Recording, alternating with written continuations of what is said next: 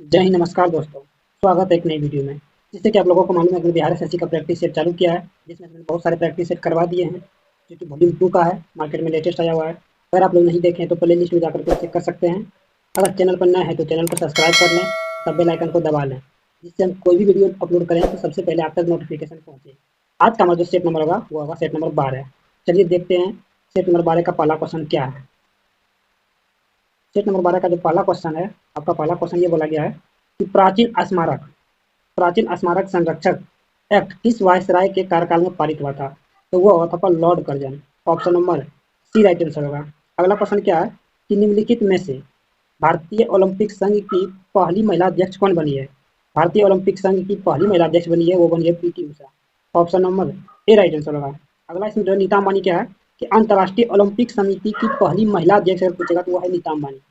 अगर जो है कि कर्णम मल्लेश्वरी को कहा जाता है द आयरन लेडी के नाम से जाना जाता है। आयरन लेडी के नाम से जाना जाता है कर्णम मल्लेश्वरी को जाना जाता है। अगला क्वेश्चन आपका क्या है कि नमो भारत क्या है?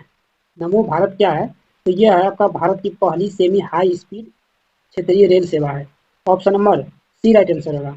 अगला क्वेश्चन आपका क्या है, इसमें से कौन सा देश संयुक्त राष्ट्र सुरक्षा परिषद के अस्थायी सदस्य नहीं है? तो अस्थायी सदस्य होते हैं 5। वो 5 कौन कौन है? तो है आपके अमेरिका, चीन, ब्रिटेन, रूस, फ्रांस। देखिए पर जापान नहीं है। इसका राइट आंसर होगा ऑप्शन नंबर 1। अगला क्वेश्चन क्या है कि लौह अयस्क की खान बादाम पहाड़ बादाम पहाड़ किस राज्य में स्थित है? तो वह है आपका उड़ीसा में। Option number A right answer होगा। आगे पूछा गया कि लौह अयस्क, अब जो लोहा का जो अयस्क है कौन कौन सा है? तो है हेमेटाइट, मैग्नेटाइट, लिमोनाइट, सीडेराइट। ये आपको लोहा का अयस्क है। आगे क्वेश्चन क्या है कि उत्तर से दक्षिण की ओर हिमालय की निम्न श्रेणियों का सही क्रम बताना है। उत्तर से दक्षिण के ऊपर से नीचे की ओर आपको बताना है, तो क्या बताएंगे? सबसे पहले आपका काराकोरम, फिर आपका लद्दाख, फिर जौस्कर, तब फिर पंजाब। तो इस प्रकार इसका राइट आंसर होगा option number C right answer होगा। अगला क्वेश्चन क्या है कि निम्नलिखित में से कौन सा देश भारत के साथ कच्छ के रण का कुछ हिस्सा साझा करता है? कच्छ का रण जो कुछ हिस्सा साझा करता है तो वह करता है आपका पाकिस्तान। ऑप्शन नंबर सी। और जो कच्छ का रण है तो ये है आपका गुजरात में है। अगला क्वेश्चन क्या है कि मोबाइल फोन का उपयोग करके धन हस्तांतरण करने वाली प्रक्रिया को कहा जाता है? मोबाइल फोन का उपयोग करके धन हस्तांतरण करने वाली प्रक्रिया को जो कहा जाता है IMPS। Option number C right answer होगा। अगला क्वेश्चन क्या है कि भारत के निम्न प्रधानमंत्रियों में से पाकिस्तान का सर्वोच्च सिविल पुरस्कार निशाने पाकिस्तान किसे मिला था? निशाने पाकिस्तान मिला था, ये मिला था मोरारजी देसाई को। और कब मिला था? 1990 में मिला था इसको। मोरारजी देसाई को मिला था निशाने पाकिस्तान। इंदिरा गांधी क्या है प्रथम भारत रत्न प्राप्त करने वाली जो प्रथम महिला थी, वो इंदिरा गांधी को पहला भारत रत्न दिया गया था। इंदिरा गांधी को भारत रत्न दिया गया था पहली महिला को। अगला क्वेश्चन आपका क्या है कि साहित्य के क्षेत्र में उत्कृष्ट योगदान के लिए कौन सा पुरस्कार प्रदान किया जाता है? तो वह क्या था? ज्ञानपीठ पुरस्कार। ज्ञानपीठ पुरस्कार दिया जाता है साहित्य के क्षेत्र में। आगे आपसे पूछ सकता है कि पुलित्जर पुरस्कार किस क्षेत्र में दिया जाता है? तो वह दिया जाता है पत्रकारिता के क्षेत्र में। आगे पूछा गया अर्जुन पुरस्कार ये दिया जाता है खेल के क्षेत्र में। ग्रेमी पुरस्कार संगीत के क्षेत्र में दिया जाता है। तो इसमें पूछा गया आपका साहित्य के क्षेत्र में। साहित्य के क्षेत्र में दिया जाता है ज्ञानपीठ पुरस्कार। Option number C right answer होगा। अगला क्वेश्चन आपका क्या है, अगर आप इसका PDF प्राप्त करना चाहते हैं तो हमारे टेलीग्राम लिंक से जुड़ जाएं, जो कि डिस्क्रिप्शन में दिया हुआ है। चलिए देखते हैं अगला क्वेश्चन क्या है कि भारत का पहला शहर कौन सा है जिसे यूनेस्को ने सिटी ऑफ लिटरेचर के रूप में मान्यता दिया गया है? तो वह है कोझिकोड। अब कोझिकोड कहाँ पड़ता है? केरल में पड़ता है। कोझिकोड कहाँ पड़ता है? केरल में। अगला क्वेश्चन है कि सतर्कता जागरूकता सप्ताह 2023 का थीम क्या है?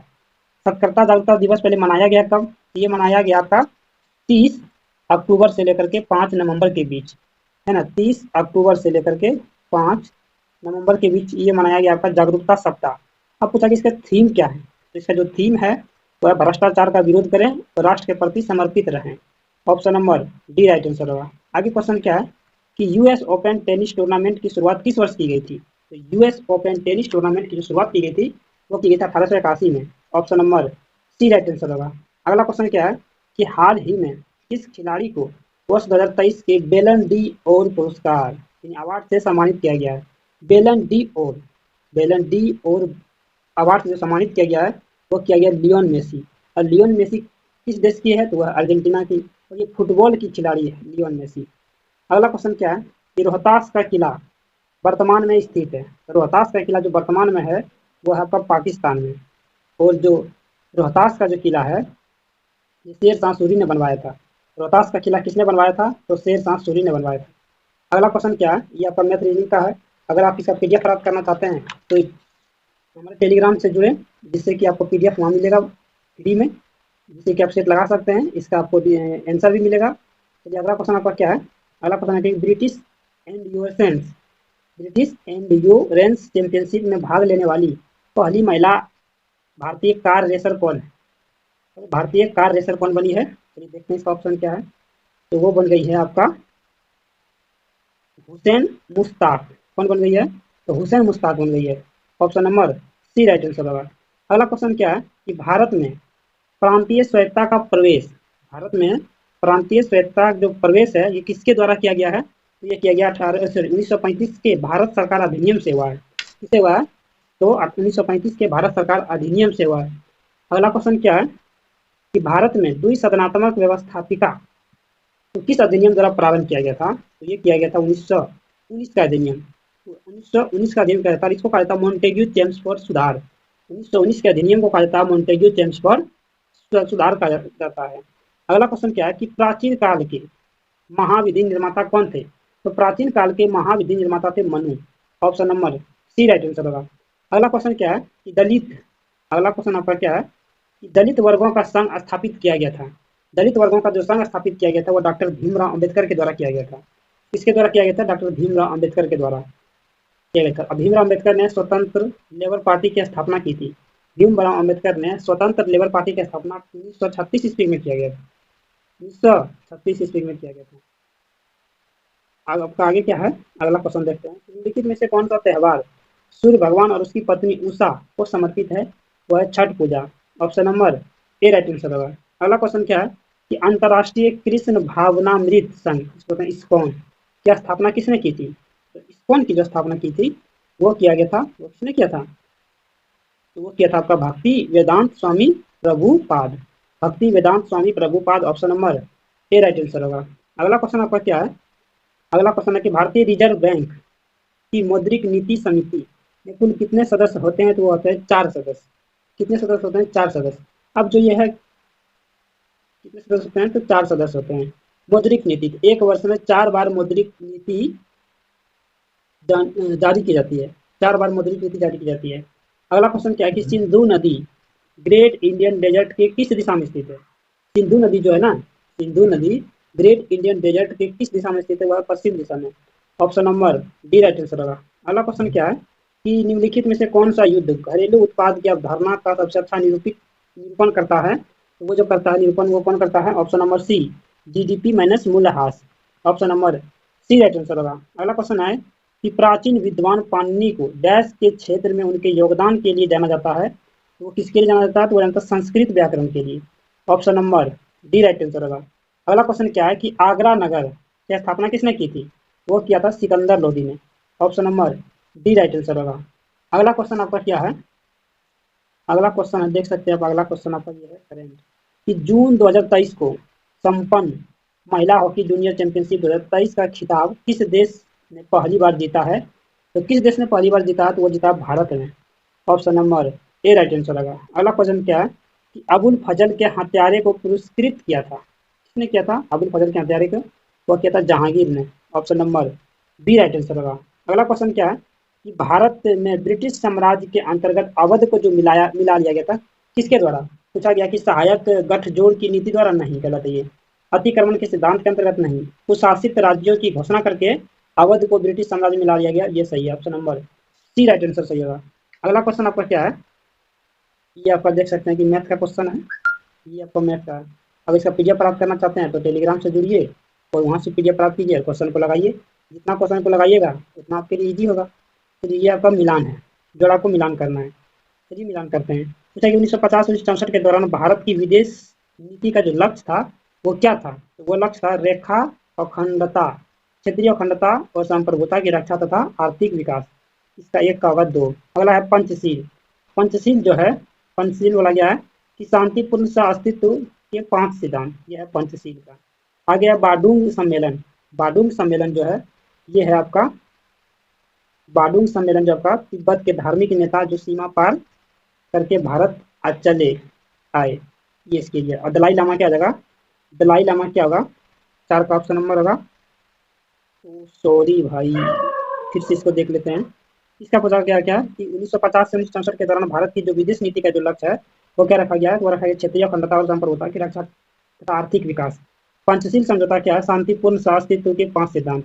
बारडूल सम्मेलन जो रखा गया है, जो रखा गया है, इसकी परिणति गुटनिरपेक्ष आंदोलन में हुई थी। और दलाई लामा था तिब्बत के धार्मिक नेता जो सीमा पर पार करके भारत आया था। इस प्रकार इसका राइट आंसर होगा ऑप्शन नंबर 1, ये होगा। अगला क्वेश्चन आपका क्या है, मालदीव की आधिकारिक भाषा क्या है। मालदीव की आधिकारिक भाषा है द्विवेही। मालदीव की आधिकारिक भाषा क्या है, तो द्विवेही है। मालदीव की राजधानी कहाँ है, तो माले। मालदीव का राष्ट्रीय फूल क्या है, तो गुलाबी गुलाल, गुलाबी गुलाब, गुलाबी गुलाब। वहाँ का जो पेड़ क्या है, मालदीव का राष्ट्रीय पेड़ क्या है, वो है नारियल। कौन सा नारियल का पेड़ है। और इसके संसद का नाम क्या है, मालदीव की संसद का नाम है मजलिस। इसको स्वतंत्रता कब मिली थी ब्रिटेन से, तो 26 जुलाई 1965 को। और जो 8 डिग्री चैनल है वह मालदीव और मिनिकॉय के मध्य है। तो अगला देखते हैं आगे क्वेश्चन क्या है। आगे क्या है कि नायपीडा, नायपीडा निम्नलिखित में से किस भारतीय सीमावर्ती देश की राजधानी है, तो वह है आपका म्यांमार का। Option number D. अफगानिस्तान की राजधानी काबुल, नेपाल की राजधानी काठमांडू, भूटान की राजधानी थिम्पू। भूटान की राजधानी क्या है, थिम्पू है। और भूटान को कहा जाता है लैंड ऑफ थंडर वर्ल्ड के नाम से जाना जाता है वो भूटान को। और स्वर्ण के घोड़ा के नाम से जाना जाता है म्यांमार को।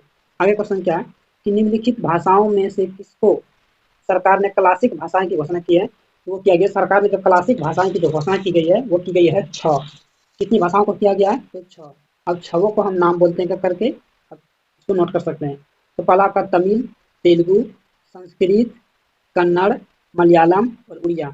ऑप्शन में आपका 3 ही दिया है, इस प्रकार इसका right answer option number D.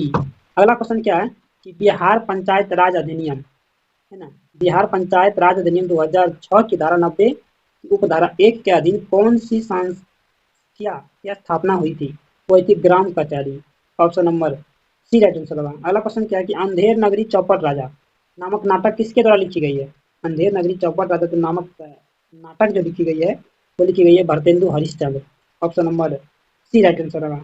अगला क्वेश्चन क्या है, अगला क्वेश्चन आपका है कि बिहार के गांवों तक वैज्ञानिक खेती, बिहार के गांवों तक वैज्ञानिक खेती को प्रभावी एवं गहरी पहुंच के लिए कौन सी योजना प्रारंभ किया गया है, तो मेरा गांव मेरा गौरव। Option number B right answer होगा। अगला क्वेश्चन क्या है कि पंचायती राज व्यवस्था प्रारंभ करने से पूर्व गांव के लिए जो है सर्वांगीण विकास के लिए कौन सी कार्यक्रम चलाया गया था, वो चलाया गया था सामुदायिक विकास कार्यक्रम और राष्ट्रीय विस्तार सेवा।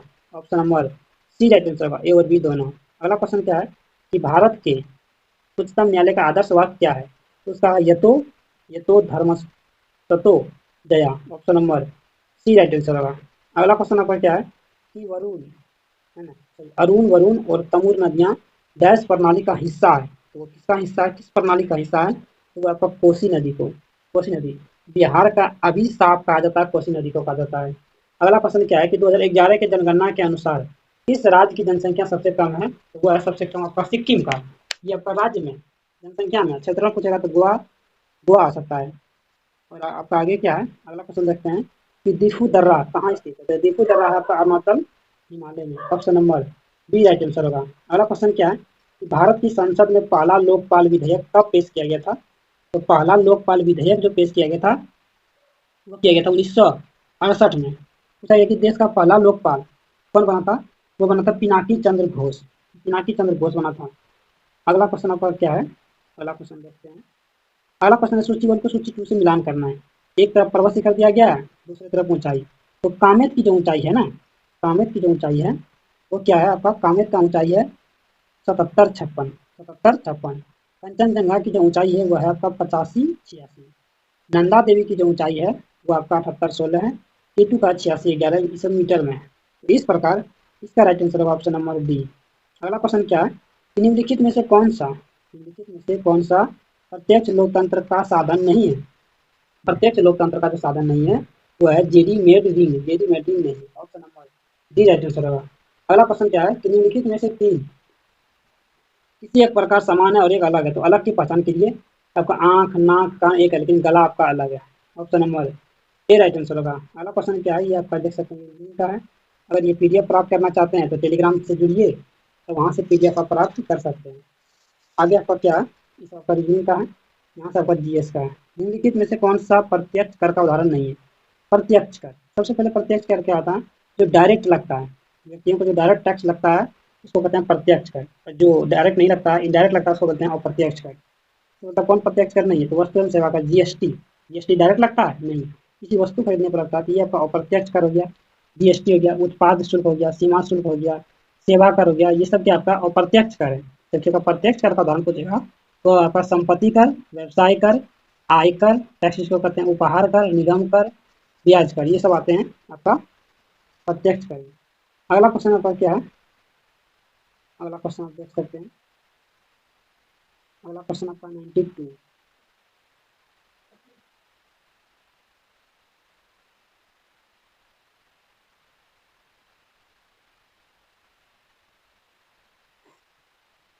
गांधी सागर बांध निम्नलिखित में से किसका हिस्सा है? तो गांधी सागर जो बांध है वो किसका हिस्सा है? वो है चंबल नदी का। Option number A right answer होगा। अगला क्वेश्चन क्या है कि निम्नलिखित में से किसका उद्गम भारत में नहीं है? तो किसका उद्गम भारत में नहीं है? तो वह सतलज नदी का उद्गम भारत में नहीं है। Option number A right answer होगा। अगला क्वेश्चन आपका क्या है कि मरणोपरांत भारत रत्न किन्हें दिया गया है? वो दिया गया लाल बहादुर शास्त्री को। Option number D right answer होगा। अगला क्वेश्चन क्या है कि एक चैत्र प्रायः पड़ता है, एक चैत्र किस दिन पड़ता है? तो वो पड़ता है 22 March.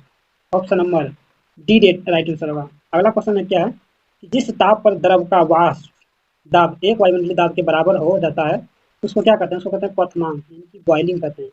Option number B right answer होगा। अगला क्वेश्चन आपका क्या है कि वह वस्तुएं जिनका गंध एसिडिक तथा बेसिक माध्यम में बदलता हो क्या कहलाता है? वो क्या कहलाता है? आपका ऑल फैक्ट्री संकेतक। Option number A right answer होगा। आपका आगे क्वेश्चन आपका क्या है? आगे आप देख सकते हैं, ये आगे आगे है यहाँ आपका इनमें से कौन सी गतिविधि ग्रीन हाउस प्रभाव के लिए जिम्मेदार नहीं है? ग्रीन हाउस प्रभाव के लिए जिम्मेदार नहीं है, वो है परिवहन के लिए सोलर कार का उपयोग। ये नहीं है ऑप्शन नंबर एक, बाकी बस सब है। अगला क्वेश्चन क्या है कि विभिन्न विद्युत सुरक्षा उपकरणों में विद्युत धारा के तापीय प्रभाव पर आधारित उपकरण क्या कहलाता है? वो कहलाता है fuse. Option number D right answer होगा। यह कथन कारण वाला है। पूछा गया है कि मानव शरीर में पाए जाने वाला एंजाइमों के संबंध में कौन सा कथन सही है? पहला बोला कि माल्टेज जो लार में उपस्थित होता है, और जो शर्करा माल्टेज मानव शरीर में पाए जाने वाले एंजाइमों के संबंध में है। अगला क्वेश्चन क्या है कि एमाइलेज लार में उपस्थित होता है और स्टार्च को शर्करा में परिवर्तित करने में सहायक होता है। ये दोनों बात सही है, option number D right answer होगा। अगला क्वेश्चन क्या है कि निम्नलिखित में से कौन सा प्रकाश के अपवर्तन का उदाहरण नहीं है? तो प्रकाश के जो अपवर्तन का उदाहरण नहीं है तो वो कौन नहीं है? तो वो है आपका, पूछा कि कौन उदाहरण नहीं है? उदाहरण नहीं है तो वो है आपका ये अस्त होते हुए सूर्य के रंग का लाल होना, ये आपका अपवर्तन नहीं है, ये आपका स्कैटरिंग प्रकाश के फैलाने प्रकीर्णन का उदाहरण है। अगला क्वेश्चन क्या है कि परजीवी गाय रोजी के दूध में जो मिलने वाला जो प्रोटीन होता है वो कौन सा प्रोटीन होता है? तो वो होता है आपका मानवीय alpha act albumin. Option number A right answer होगा। अगला क्वेश्चन क्या है कि द्रव्यमान संरक्षण के नियम का जो उदाहरण है वो क्या है? 12 ग्राम कार्बन तो 32 ग्राम ऑक्सीजन के संयोग करके 44 ग्राम कार्बन डाइऑक्साइड का निर्माण। Option number A right answer होगा। अगला क्वेश्चन आपका क्या है कि NaCl के घोल के लवण का सांद्रण बढ़ाने पर निम्नलिखित में से किस गुणधर्म के परिवर्तन न होने का आशा आप करेंगे? तो जैसे आप उसका सांद्रण बढ़ाने की कोशिश करेंगे तो पीएच आपका बढ़ेगा ही, घना तो बढ़ेगा, विद्युत चालकता बढ़ेगा, लेकिन अपवर्तनांक नहीं बढ़ेगा। Option number C right answer होगा। अगला क्वेश्चन क्या है कि बताना कौन सा कथन सही है? इसमें दिया गया है कि ठोस CO2 को सूखी बर्फ के रूप में जाना जा सकता है, ये बात सही है। अगला बोला गया कि ठोस जो है ना कार्बन डाइऑक्साइड सीधे तरल रूप में बदलती है, नहीं, ठोस कार्बन डाइऑक्साइड सीधे गैस रूप में बदलती है, जो कि इसका जो राइट आंसर होगा ऑप्शन नंबर एक और तीन सही है, बाकी दो गलत है। राइट आंसर होगा ऑप्शन नंबर डी। अगला क्वेश्चन आपका क्या है?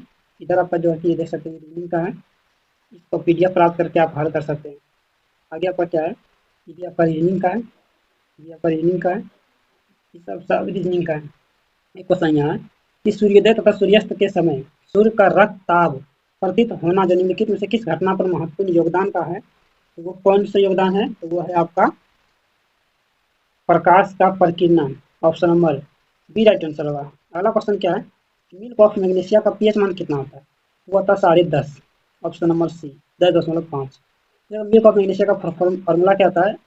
MgOH होल टू होता है, MgOH होल टू होता है। पहला क्वेश्चन क्या है कि जल की छोटी बूंदों द्वारा प्रकाश के डैश से इंद्रधनुष बनता है? जल की छोटी बूंदों द्वारा प्रकाश के डैश से जो है क्या सकते हैं कि इंद्रधनुष बनती है, तो वो बनती है अपवर्तन तथा पूर्ण आंतरिक परावर्तन। Option number D right answer होगा। अगला क्वेश्चन आपका क्या है? अगला क्वेश्चन है कि आधुनिक आवर्त सारणी में किस तत्व में संयोजकता इलेक्ट्रॉनों की संख्या जो सीजियम के संयोजकता इलेक्ट्रॉन के समान होता है, तो वो होगा आपका पोटेशियम। क्यों? क्योंकि आपका दूसरा ग्रुप में ना, पहला ग्रुप में नहीं है, दूसरा ग्रुप में है। बेटा मांगे कार स्कूटर, पहला में बैगन, सॉरी हाइलिना, चार से करवाना पोटेशियम, इन सबका प्रॉब्लम सीखना। अगला क्वेश्चन आपका क्या है कि निम्नलिखित में से कौन सा उद्योग नॉन बायोडिग्रेडेबल वेस्ट उत्पन्न करता है? वो कौन सा उद्योग है? तो वो जो उद्योग है वो है आपका option number D, thermal power plant. Option number D right answer होगा। अगला क्वेश्चन है कि कार्बन मोनोडाइऑक्साइड एक ज्वलनशील गैस है, निम्नलिखित में से कौन सी एक ज्वलनशील गैस है? वह है hydrogen. Option number D right answer होगा। अगला क्वेश्चन क्या है कि एक्टिनाइड श्रेणी में 14 तत्व है, बताना कि कौन सा तत्व उसका नहीं है, तो वो कौन सा नहीं होगा आपको बताना है। तो टीएम आपका थुलियम नहीं है, option number C right answer होगा। अगला क्वेश्चन है कि प्रकाश डैश संचरित होता है, प्रकाश सीधी रेखा में गमन करता है, option number D right answer होगा। अगला क्वेश्चन क्या है? यही आपका है, अगला क्वेश्चन है तो क्या, निम्नलिखित में से कौन सा, निम्नलिखित में से कौन सा उद्योग ये हो गया, ये बताना है। ये भी हो गया, एक टी नाइट श्रेणी में थुलियम हो गया, प्रकाश रेखा में हो सकता है, ये बताना है कौन सा कथन आपका गलत है। तो वो धातुएं धाएं बनाती नहीं, पहला क्वेश्चन ही आपका गलत है, बाकी बस सब सही है। ये राइट आंसर होगा। अगला क्वेश्चन है कि मानव शरीर में निम्नलिखित में से किस विटामिन की कमी से जो है ना शुष्का की छाग जीरोप्लेथेमिया नामक रोग होता है, वो होता है विटामिन ए की कमी से होता है। Option number A right answer होगा। अगला क्वेश्चन क्या है कि एप्सम लवण एक यौगिक है, एप्सम जो लवण यौगिक है वो है मैग्नीशियम का, option number B right answer होगा। अगला क्वेश्चन क्या है? अगला क्वेश्चन आप देख सकते हैं, ये फिर आगे बढ़ गया था कि कौन सा कथन आपका सही नहीं है। पहला कि सभी हरे पौधे नील हरे शैवाल का उत्पादन करते हैं, ये बात सही है। हरे पौधे अपना भोजन कार्बनिक यौगिक से प्राप्त करते नहीं, और कार्बनिक यौगिक से प्राप्त करते हैं, यही आपका गलत है। Option number B right answer होगा। अगला क्वेश्चन क्या है कि सूर्य ग्रहण के समय दिखाई देने वाला उसका बाह्य भाग जिसे सूर्य मुकुट भी कहा जाता है, कौन सा है? तो जो सूर्य मुकुट है वो है ऑप्शन नंबर सी, परिमंडल या corona, option number C right answer होगा। अगला क्वेश्चन क्या था कि भाप इंजन का जो आविष्कार किया था वो क्या था? जेम्स वाट ने किया था। अगला क्वेश्चन है कि रेले इंजन का क्या था? स्टीफेंस ने किया था। गैस इंजन का आविष्कार डाइमलर ने किया था। रॉकेट इंजन का आविष्कार गोडार्ड ने किया था। अगला क्वेश्चन आपका क्या है? आगे आपका क्वेश्चन है कि परमाणु बलों के सिद्धांतों की खोज किसने की थी? परमाणु बलों के सिद्धांतों की जो खोज की थी वो की थी हिडेकी युकावा ने, option number B right answer होगा। आगे आपका क्या है? आगे आपका जो है कि जीके जीएस का नहीं है, यही समाप्त हो गया है। वीडियो आपको कैसा लगा?